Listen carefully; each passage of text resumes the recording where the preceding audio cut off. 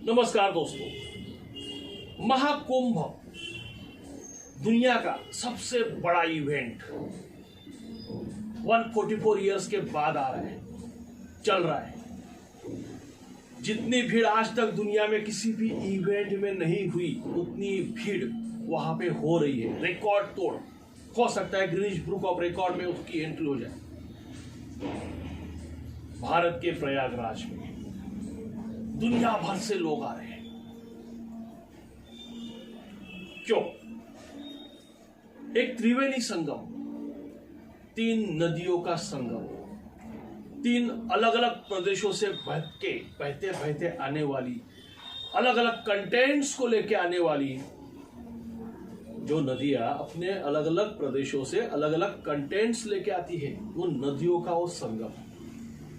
और time situation जहां पे विशिष्ट ग्रहों की एक विशिष्ट स्थिति है, जिसके कारण उस नदी के जल में एक विशिष्ट प्रवाह या विशिष्ट ऊर्जा डेवलप हो रही है। और उसी टाइम सिचुएशन पे उसमें डुबकी लगाने के बाद, उसमें नहाने के बाद इंसान रीफॉर्मेट हो रहा है, उसका रीफॉर्मेशन हो रहा है, जिससे हम श्रद्धा से पुण्य कहते हैं। और इसीलिए वहां पे साधु संतों की भीड़ है, आम लोगों की भीड़ है। ना ही भारत के बाहर से भी बड़े बड़े आसामी आ रहे हैं। दोस्तों, यहां आने वाले भीड़ के रीजंस भी अलग अलग हैं। कोई कुछ नहीं समझ पा रहा है, जस्ट श्रद्धा से आ रहे हैं, लोग आ रहे तो आ रहे हैं। कोई उसे अध्यात्म से जोड़ रहा है, पौराणिक अलग अलग कथाओं से जोड़ने के बाद पुण्य के लिए आ रहे हैं। कोई उसे साइंस से जोड़ रहा है, साइंस में आने होने वाली जो सिचुएशन है ग्रहों की, उसके इफेक्ट्स की, उसको एनालिसिस करके साइंस के साथ जोड़ रहा है। और इसीलिए आ रहा है क्योंकि उसको ऊर्जा चाहिए रिफॉर्मेशन के लिए, वही ऊर्जा जिसे श्रद्धा में हम कहते हैं पुण्य चाहिए, पापों को धुलाने के लिए। कुछ लोग वहां पे इन सबसे परे उस भीड़ को देखने आ रहे हैं, जिस भीड़ में वो सारे विद्वान ऋषि के लेवल के लोग हैं, जिसे नागा साधु कहा जाता है, जिसे अघोरी कहा जाता है। ऐसा नहीं कि उसमें एक ही टाइप के लोग हैं, उसमें क्रिमिनल्स भी हैं जो साधु बन गए, उसमें वो भी बेरोजगार है जो साधु बन गए, लेकिन उसमें वो भी ब्रिलियंट लोग हैं जो क्वालिफाइड है, जो इंजीनियर्स हुए हैं, डॉक्टर्स हुए हैं, जिन्होंने कई न तो पीएचडी तक की है, और वो लोग भी वहां पे साधु बने हैं, और वो लोग भी वहां पे आ रहे हैं, इस पर्व में आ रहे हैं। अभी इन्हें देखने के लिए भी भीड़ आ रही है, उनको सोचने के लिए आ रही है, उनको समझने के लिए आ रही है। और उसी भीड़ में, या वही भीड़ एक और शख्स को ढूंढ रही है, जिस शख्स को नाम दिया गया है IITian बाबा, जिसका नाम है अभय सिंह। अभी उसके बारे में काफी जानकारी सोशल मीडिया में आप देख रहे हैं, समझ रहे हैं। कुछ उसके बाजू में है, कुछ उसके विरोध में है।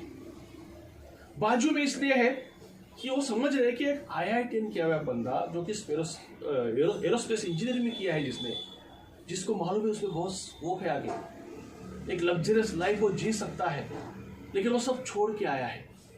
मतलब उसे पैसे का लालच नहीं है, ये बात बड़ी क्लियर हो जाती है। और वो बंदा यहां आके क्या कर रहा है, वो खाली बैरागी जीवन व्यतीत नहीं कर रहा है, वो उस अध्यात्म में जो ज्ञान दिया है, जो ज्ञान दिया है, उसे विज्ञान के साथ जोड़ के, उसे मैथ्स के साथ जोड़ के लोगों के सामने रख रहा है, और उसे समझने के लिए भी लोग भीड़ कर रहे हैं। तो वहीं पे कुछ लोग उसके विरोध में भी हैं, जिन्हें लग रहा है कि नहीं, ये ऐसे कुछ नहीं है। विरोध अलग अलग कारण है। जैसे कि जिस एंकर ने उसे पहले पब्लिक के सामने लाया, वो एंकर काफी समझदारी से फिर से उसके पास जा रहे हैं, उसकी टीम जा रही है, उससे और नॉलेज लेने की कोशिश कर रही है, उसको सोचने समझने की कोशिश कर रही है। वही उसके अपोजिट कंपटीशन वाले चैनल्स ये बताने की कोशिश कर रहे हैं कि ये बाबा थोड़ा पागलपन है, उसमें थोड़ा पागलपन है, थोड़ा इश्यू है, उसमें मानसिक इश्यू है उसमें। उसको अलग अलग बीमारियों के नाम दिए जा रहे हैं।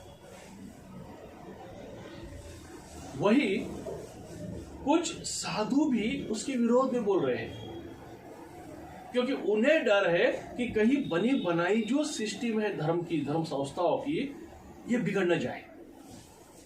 अब ये जो डर है ना, ये बहुत बड़ी चीज है। ये डर हमेशा होता आया है और इस भारतवर्ष में ये डर बनता रहा और इस डर को लोग बदलते भी रहे, उस डर को कुचलते भी रहे। इसी को समझना है। ये भारतवर्ष जिसमें सनातन धर्म से लोग जीवन जीते आए। सनातन ये नाम भी लोगों ने दिया, क्योंकि वेदों में कहीं सनातन वर्ड नहीं है। एक विद्वान ने कहा है, उसी में बड़े बड़े विद्वान आए हैं, वो अपनी स्टेटमेंट्स दे रहे हैं। उन्होंने कहा है कि वेदों में कहीं पे भी सनातन शब्द यूज नहीं किया है, वेदों में कहीं पे भगवान वर्ड यूज नहीं किया है।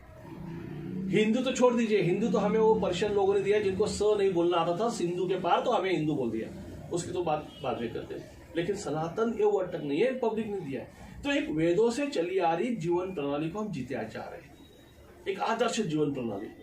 लेकिन फिर भी उसमें बदलाव होते गए परिस्थिति के अनुरूप, और उसी बदलाव के कारण उसमें ऑब्जेक्शन लिए गए। जो निर्गुण निराकार परमेश्वर का कंसेप्ट वेदों में है, उसी को लोगों ने सगुण बना दिया, साकार बना दिया, आकार दे दिया, और फिर ऑब्जेक्शन चालू हुए। इसी जिसे हम हिंदुइज्म कहते हैं, इसी जीवन प्रणाली में जैन आ गए। उन्होंने अपना विचारधारा को रखा, डिबेट हुई, वाद विवाद हुए, संवाद हुए, और जैन धर्म भी डेवलप हुआ। धर्म कहिए या पंथ कहिए, डेवलप हुआ, क्योंकि धर्म मतलब एक जीवन प्रणाली जिसे नीति नियमों से पालन किया जाए। बाकी सब तो पंथ ही है जिसे हम धर्म कहते हैं। तो जैन पंथ डेवलप हुआ। गौतम बुद्ध आए, उन्होंने अपनी एक विचारधारा रखी जिन्होंने ईश्वर के अस्तित्व को ही नकारा। एक लॉजिकल, एक तार्किक विचारधारा को रखा जिसे भी लोगों ने एक्सेप्ट किया। ऐसे ही नहीं एक्सेप्ट किया, काफी वाद विवादों के बाद एक्सेप्ट हुआ, और बौद्ध धर्म छा गया भारत भर में। फिर शंकराचार्य आए, जिन्होंने इस हिंदुइज्म का फिर से पुनर्स्थापना की, फिर से डिबेट की। उन्होंने लोगों के साथ संवाद जोड़ा, विसंवाद जोड़ा, लोगों के साथ डिबेट की, विवाद किया, और फिर से हिंदू धर्म की स्थापना को शुरुआत। लेकिन फिर उसमें बड़े अलग अलग दार्शनिक शास्त्र जोड़े गए, पुराण जोड़े गए, उपनिषद जोड़े गए, और फिर उसके ऊपर ऑब्जेक्शंस भी आने लगे। जैसे कि वेदों के ऊपर ऑब्जेक्शंस लेने वालों ने उपनिषद बनाए। वेदों के तर्कों को कहानियों में रख के लोगों के सामने बरसने के लिए पुराण आए, और फिर उसी पे ऑब्जेक्शंस भी आते गए, और फिर अलग अलग पंथों ने जन्म लिया। हिंदुइज्म को ही अगर हम समझे तो उसमें भी शैव पंथ अलग हुआ, वैष्णव हुआ, शैव में और प्रकार आए और पंथ आए। किसी को कुछ लोगों ने एक्सेप्ट किया, कुछ लोगों ने नहीं किया। ऐसा नहीं हुआ कभी दुनिया में कि सारे लोगों ने किसी एक पंथ को, एक विचारधारा को एक्सेप्ट किया, ऐसा कभी नहीं हुआ। नाथ संप्रदाय, गोरखनाथ, जिन्होंने एक अलग विचारधारा को रखा, एक अलग योग क्रिया को रखा, सबने नहीं एक्सेप्ट किया। जिन्होंने नहीं किया उन्होंने उसको गलत नाम दिया। आज भी लोग काले धंधे को गोरख धंधा कहते हैं, लेकिन फिर भी गोरखनाथ को मानने वाले, उनके दर्शन करने वालों की भीड़ कम नहीं हुई, नाथ संप्रदाय की भीड़ कम नहीं हुई। अभी ये जो नई सोच लेके आ रहे हैं IITian बाबा, क्या सोच है उनकी सोच को अगर आप देखेंगे, वो जो इस बात का जिक्र कर रहे हैं, शून्य अवस्था, इन्फिनिटी से शून्य, ये शून्य अवस्था अपने मन की अवस्था, अपनी बुद्धि की अवस्था को बोल रहे हैं। इसी अवस्था को ये अकेले नहीं बोल रहे। और जिस बात का जिक्र उनके मुंह से आया, जय कृष्णमूर्ति ने बड़े अध्ययन के बाद, अपने वेदों के, अपने उपनिषदों के, अपने दार्शनिक शास्त्रों के अध्ययन के बाद, जय कृष्णमूर्ति, वही जय कृष्णमूर्ति जिनके नाम से बड़ी बड़ी संस्थाएं, स्कूल चला रही है। ऋषि वैली करके एक बड़ी स्कूल आंध्र में है, जो आज भारत की सबसे top most best quality education देने वाली स्कूल है। बाकी हाई फाई स्कूल अलग होंगे, फीस ज्यादा वाले के, यहाँ भी फीस बहुत ज्यादा है, आम आदमी के लेवल की नहीं है, लेकिन वो फीस ज्यादा इसलिए है कि वो क्वालिटी भी उस टाइप की दे रहे हैं, ऋषि वैली। और उसी जय कृष्णमूर्ति ने, जिसके नाम से स्कूल भी चल रहे हैं, उसी जय कृष्णमूर्ति ने जीवन के बारे में, जीवन के सत्य के बारे में, ईश्वर के बारे में जो लिख के रखा है उसी को पढ़ा हमारे IITian बाबा ने। उसी को खाली पढ़ा ऐसा भी नहीं है, उसने काफ़ी चीज़ें पढ़ी, काफ़ी टाइम दिया। कोरोना से लेकर उसको जो टाइम मिला वो देता गया, उसको जो भी डिप्रेशन आया लाइफ में, जिस भी कारण आया वो देता गया। वो टाइम पढ़ने को दिया, उसने काफ़ी नॉलेज लिया, लेकिन वो नॉलेज आके कहीं ज़्यादा प्रभावी हुआ जय कृष्णमूर्ति से। जिस जय कृष्णमूर्ति ने कहा कि ईश्वर कहाँ है, ईश्वर आप में है। अगर आप इस सोच में आते हो कि आप आपका पास्ट भूल जाते हो, आप आपका भविष्य भूल जाते हो, फ्यूचर भूल जाओगे, अगर आप छोड़ दोगे उसको सोचना, पास्ट को और फ्यूचर को, आप जस्ट प्रेजेंट पे आ जाओ, तो ईश्वर आप में ही है, आप ही ईश्वर हो। लेकिन तब जब आप बिल्कुल पास्ट में नहीं, जब आप बिल्कुल फ्यूचर में नहीं, जो अवस्था प्राप्त होना डिफिकल्ट ही है। करके देखो 1 मिनट आप एक कोशिश करो कि आपके दिमाग में आपके पिछला वाला कोई याद ना आए और आगे वाली कोई टेंशन ना आए। आप करके देखिए, नहीं होता है। लेकिन वो जो ला करके कर सकता है योग साधना से, उससे ही वो अनुभूति होती है जिसे हम कहते हैं ईश्वर की अनुभूति। ऐसे नहीं कि दुनिया में हुई नहीं लोगों को, काफी लोगों को, कुछ लोगों ने उसे पब्लिश किया, कुछ लोगों ने नहीं किया, अपने आप में रह गए, जिसे हम कहते हैं हिमालयन लोग। कुछ लोगों ने उसे पब्लिश किया, डिक्लेयर किया, जैसे कि गौतम बुद्ध, जो अनुभूति को प्राप्त करके आया, जिन्होंने बताया कि कहीं ईश्वर नहीं है, क्योंकि ईश्वर तो अपने आप में है। और फिर उन गौतम बुद्ध को लोगों ने स्वीकारा, एक्सेप्ट किया। खाली बौद्ध धर्मी है उनको एक्सेप्ट करते, इसलिए सारे हिंदू वाले भी गौतम बुद्ध को रिस्पेक्ट ही देते हैं, कोई विरोध नहीं करता। और वही शंकराचार्य ने भी कहा, ब्रह्म सत्यम जग मिथ्या, पूरा जग मिथ्या है, माया मोह सब कुछ एक भ्रम है, ब्रह्म ही सत्य है और ब्रह्म कहाँ है, तो अपने आप है। यही शंकराचार्य ने कहा, उपनिषदों में भी वही है। तो दोस्तों, वही कहने की कोशिश ये IITian कह रहा है। हाँ, लेकिन उसमें वो काफ़ी मैथमेटिकल वर्ड्स यूज कर रहा है, स्टेटमेंट्स यूज कर रहा है, थ्योरम्स यूज कर रहा है, उसमें फिजिक्स की बातें रख रहा है, क्योंकि पढ़ा लिखा है, उसने नॉलेज को और अलग अलग तरीके से लिया है। और फिर उसने एक अलग सोच रख दी कि मुझे कोई गुरु की जरूरत नहीं है, मुझे कोई शिष्य की भी जरूरत नहीं है, मुझे कोई परंपरा नहीं चाहिए। और बस वहीं पे गड़बड़ हो गई, और जूना अखाड़ा के लोगों ने उसको बोला, भाई आप यहाँ से बाहर जाओ, क्योंकि वो परंपरा ही गुरु शिष्य से चलती आ रही है। और उसकी जरूरत उस वक्त थी जिस वक्त गूगल्स नहीं थे, जिस वक्त बुक्स नहीं थे, ग्रंथ बड़े कम रहते थे, हाथ से लिखे जाते थे, उसकी प्रति कॉपियाँ कम रहती थी, और उसको समझने की ताकत भी कम रहती थी। जो लोग उसको समझते थे, फिर वो अपने शिष्यों को समझाते थे, तो उसी से गुरु शिष्य परंपरा चलती आई। और उसी गुरु शिष्य परंपरा के ऊपर इस बंदे ने ऑपरेशन किया। जबकि जय कृष्णमूर्ति ने यही बोला कि कोई गुरु की आपको आवश्यकता नहीं है, आपको खाली ज्ञान चाहिए, उस ज्ञान को आपको बटोरना है। आप कहीं इंसान से लो, कहीं उस किताबों से लो, और आज तो गूगल पे सब कुछ है। गूगल पे कहीं से आया नहीं है, हमारे ही विद्वान लोगों ने रखा है, जो हमें रेडीमेड मिल रहा है, आसानी से मिल रहा है, अपने मोबाइल पे मिल रहा है। बस पढ़ने की ताकत, झेलने की क्षमता चाहिए नॉलेज को, और वही नॉलेज वो बंदा परोसने की कोशिश कर रहा है, जिसके ऊपर ऑब्जेक्शन आ रहे हैं, क्योंकि डर ये है कि कहीं बनी बनाई ये जो सिस्टम है धर्म की, ये बिगड़ न जाए। और जब ये डर आता है और जब ये सिस्टम बदलने की कोशिश होती है, तो ये नए पंथ का उगम होता है। उसी के कारण सारे नए पंथ जो आए दुनिया में, ये बनी बनाई जो धर्म की संस्थाएं होती थी, उन्हें बिगाड़ के बदलाव करके आए। ये बंदा ये नहीं चाह रहा है कि नया पंथ में तैयार करो, कोई इश्यू नहीं उसका, वो तो अपने आप में जी रहा है, अपने आप में एक अनुभूति कर रहा है। लोग पूछ रहे तो उसके हर सवाल का जवाब दे रहा है, किसी सवाल को नकार नहीं है। हाँ, कुछ पागल यूट्यूबर्स, पागल चैनल वाले कुछ भी सवाल वही बार बार पूछते तो थोड़ा बढ़ जाता है। कुछ अनाप शराब बक देता है, हाँ मैं ही कल्कि हूँ, मैं ही अवतार हूँ, मैं ही सब कुछ हूँ, मैं ही डिस्ट्रॉयर हूँ, मैं ही डेवलपर हूँ, बोल देता है। क्या करें, अलग अलग टाइप के लोग उसको छेड़ते रहते हैं। लेकिन जो भी बौद्धिकता से उससे सवाल पूछ रहे, उस हर सवाल का जवाब दे रहे और बड़ी प्रामाणिकता से दे रहे। उसने मना किया अपने माँ बाप को भगवान मानने को, लेकिन उसने ये भी कहा कि भगवान तो हर एक में है ना, तो फिर उनमें भी है तो वो भी भगवान है। लेकिन वो माँ बाप है इसलिए भगवान है क्यों? बड़ी गहरी सोच है उसमें भी। एक सिस्टम बनी हमारे यहाँ कि हम माँ बाप हैं, हम बच्चों को बड़ा करते तो बच्चों ने हमारा सुनना चाहिए, क्योंकि हमने बच्चों के लिए बहुत कुछ किया है। हम ये नहीं सोचते कि ये तो अपना कर्तव्य ही है ना, ये तो इंसान का कर्तव्य, इंसान का नहीं, हर प्राणी का है। हर प्राणी अपने बच्चों को जब तक वो खुद खा नहीं सकता, शिकार कर नहीं सकता या अपना पेट नहीं भर, तब तक ट्रेन करते हैं। ट्रेन करने के बाद वो अपने बच्चों को, अपने जो भी उनके छावे हो या जो भी है, उनको ये नहीं कहते कि भाई अभी हमें संभालो, अभी हम बुढ़े हो गए, हमें ला के दो। ऐसी कोई प्राणी में, पशु में, पक्षी में सिस्टम नहीं है। खाली इंसान ने क्रिएट किया अपने मतलब के लिए कि भाई बच्चों को हम बड़ा करेंगे, पढ़ाएंगे, लिखाएंगे और फिर बच्चा हमारी सुनेगा और हमें देखेगा। ये तो सिस्टम हमारी हमने बनाई है, अपने मतलब के लिए बनाई है, अपने सिस्टम समाज को चलने के लिए बनाई है। उस सिस्टम के ऊपर उसका ऑब्जेक्शन है, उसने बोल दिया।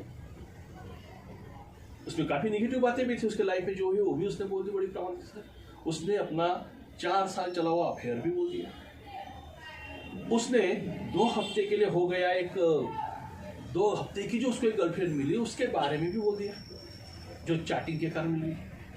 छिपाता कुछ नहीं है ना, सच को रख रहा है। आपको जैसे लगा, आपको अच्छा लगता है ठीक है, आपको बुरा लगता है ठीक है, उसको उससे कोई मतलब नहीं है। वो नहीं कहता आप मुझे अच्छा बोलो बुरा बोलो, वो जो है वो सच मान रख रहा है, आप समझो। लेकिन बात बड़े दम की है, बात बड़े दम की कर रहे। अगर हो सकता है कि लोग उसको समझने लगे तो एक नए पंथ की शुरुआत होगी। देखते हैं, अभी तो टाइम है, क्योंकि लगभग महाशिवरात्रि तक ये महाकुंभ मेला चलेगा और बड़ी उथल पुथल होती रहेगी। उस उथल पुथल से क्या क्या सामने आता है, क्योंकि महाकुंभ ही ऐसे उथल पुथल से शुरू हुआ। आपको मालूम होगा कि जो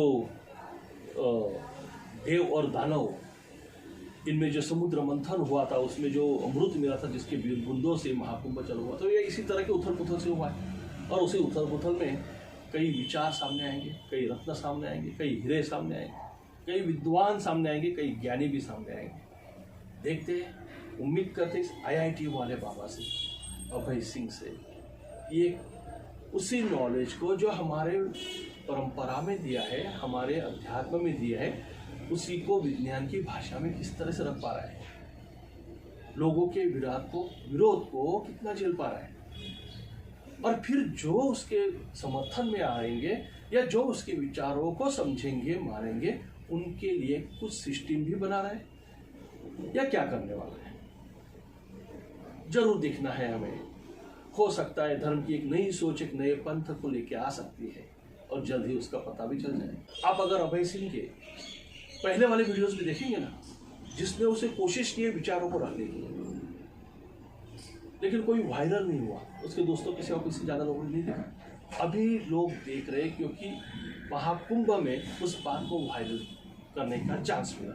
उसने नहीं किया, एक एंकर गलती से आया, गलती से पूछा और वो एंकर बड़ा दिमाग वाला था, वो समझता गया सिचुएशन को, उसने उसे वायरल किया और फिर वायरल होता गया।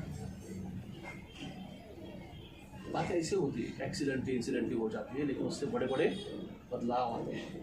देखते हैं क्या क्या बदलाव इस धर्म में आते हैं, और हो सकता है धर्म के कारण सोसाइटी पे आ सकते हैं, समाज पे, समाज के कारण देश पे भी आ सकते हैं, क्योंकि बंदा सारे सब्जेक्ट के ऊपर बात कर रहा है, नेशनल से इंटरनेशनल तक, गाँव से लेके यूनिवर्स तक, सारे बातों पे बोल रहा है, क्योंकि सारे बातों पे उसने काफ़ी अच्छा अध्ययन किया है। तो हर बात के ऊपर उसकी तैयारी है बात करने की। देखते, काफ़ी बातें उसकी अच्छी है, जरा देखते जाए उसकी वीडियोस। कुछ वीडियो जो विद्वान एंकर्स ने लिए, जो टाइम पास के लिए आ रहे हैं, जस्ट उसको वही बार बार पूछ रहे हैं, उसे छोड़ दीजिए। न्यूज़ 18 वाला एक एंकर है, काफ़ी अच्छी तरह जा रहे, कुछ शुक्ल या गुप्ता नाम है उसका, रविकरण गुप्ता या शुक्ल कुछ नाम पता है उसका। उसकी टीम भी ले रही, काफ़ी अच्छी तरह से वो तैयारी करके आ रहे हैं, काफ़ी अच्छे सवाल पूछ रहे हैं, काफ़ी अच्छी तरह से वो इंसान, वो IIT में उसके जवाब दे रहे हैं, एनालिसिस के साथ दे रहे हैं। अभी वो ये भी कह रहा है कि मैं खुद शिव हूँ, तो शिव तो सब है, शिव कहीं और नहीं है, भगवान किसी मूर्ति में है ही नहीं। ये तो हमारे संतों में कहा है कि निर्गुण निराकार है शिव अपने आप में। हमारे एक मराठी गाना भी, कुठे शोधिशी काशी, कुठे शोधिशी रामेश्वर, कुठे शोधिशी काशी, हृदयात बसला पड़ भगवान, ऐसा कुछ गाना है, देखिए अभी मुझे ओपन किया याद नहीं यार। ये तो हमारे संतों ने भी कहा है कि ये जो भगवान है, परमेश्वर अपने हृदय में, अपने ही दिमाग में, ये जो मस्तिष्क है ना, ये पूरा ब्रह्मांड उसमें समा गया है। इसीलिए तो हम उसको 4% ही यूज़ कर रहे हैं, 5% ही यूज़ कर रहे हैं। आइंस्टाइन से लोग उसको 7, 8, 9%, 8% यूज़ करते हैं।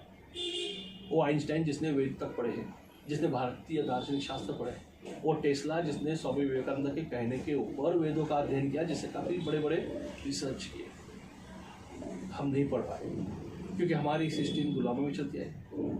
मुस्लिम थे, मुगल थे आक्रमक, उनके गुलामी में थे, अंग्रेज आ गए, उनके गुलामी में थे, और अभी भ्रष्ट पॉलिटिशियंस की गुलामगिरी में है। एजुकेशन सिस्टम अब भी हमें एजुकेट नहीं कर रही है, अब भी उसके ऊपर कोई रिसर्च नहीं हो रहा है कि एजुकेशन सिस्टम कैसी होनी चाहिए। बस कोर्स, इंजीनियरिंग, मेडिकल, ये वो कोर्स के लिए एग्जाम ओरिएंटेड पढ़ना हो रहा है कोचिंग क्लासेस में, स्कूल में नहीं। ये बड़ी दर्द भरी कहानी है हमारे एजुकेशन सिस्टम की, जिससे ना समाज बदल पा रहा है, सुधर पा रहा है, जिससे ना देश बदल पा रहा है, सुधर पा रहा है। जबकि पोटेंशियल इस देश का ये है कि अमेरिका से हम बहुत आगे होते हैं, लेकिन सिस्टम, स्पेशली एजुकेशन, इसके कारण भ्रष्टाचारी पॉलिटिशियंस के कारण। देखता है नया पंथ क्या लाएगा। ये नया पंथ वो पंथ नहीं है जो आसाराम बाबू ने लाया है, ये वो पंथ नहीं है जो राम रहीम ने लाया है, ये तो सब भ्रष्टाचारी करप्ट साधु थे। ऐसे बहुत से हैं, बड़े बड़े आश्रम खोल के बने हैं, करोड़पति बन के बैठे हैं। ये कोई साधु नहीं, ये लालची लोग, उतने ही लालची जितने की करप्ट पॉलिटिशियन है, जो पालक मंत्री पद के लिए जो घमासान चल रहा है, ऐसे लालची भ्रष्टाचारी करप्ट मंत्री हो या पॉलिटिशियंस के कारण चल रहा है। क्या है पालक मंत्री पद? किस देश, किस राज्य का, किस जिला का, किस पालक मंत्री ने भला किया है? लेकिन उसमें तो 200-400 करोड़ खाने को मिले, उसके लिए सब बगावतें चल रही है, सब आवाज़ उठ रहे। तो ये सब इसी के कारण ये सिस्टम खराब होती जाती है, क्योंकि सही विचार लोगों तक पहुंच नहीं पा रहे जो एजुकेशन से पहुंचने चाहिए। लेकिन एजुकेशन सिस्टम में वो बदलाव भी होने चाहिए और एजुकेशन सिस्टम प्रॉपरली चलनी भी चाहिए, लेकिन वो हो नहीं पा रहे। हम बस वही पढ़ रहे जो एग्जाम ओरिएंटेड है, वही पढ़ रहे जो हमें स्किल देगा जॉब करने के। मतलब हमारा पढ़ने का उद्देश्य जॉब है, हमारा पढ़ने का उद्देश्य ज्ञान लेना ही नहीं। और फिर बेचारे लोग, सामान्य जनता ज्ञान परोस रहे व्हाट्सएप से, यूट्यूब से। गलत भी नहीं है, मिल रहा है तो वहाँ से ले रहे सब, जो एजुकेशन से मिलना चाहिए था नहीं मिला है। तो दोस्तों, कोशिश करते हैं, सोचते हैं, देखते हैं आगे क्या क्या बदलाव आ सकता है। जय हिंद।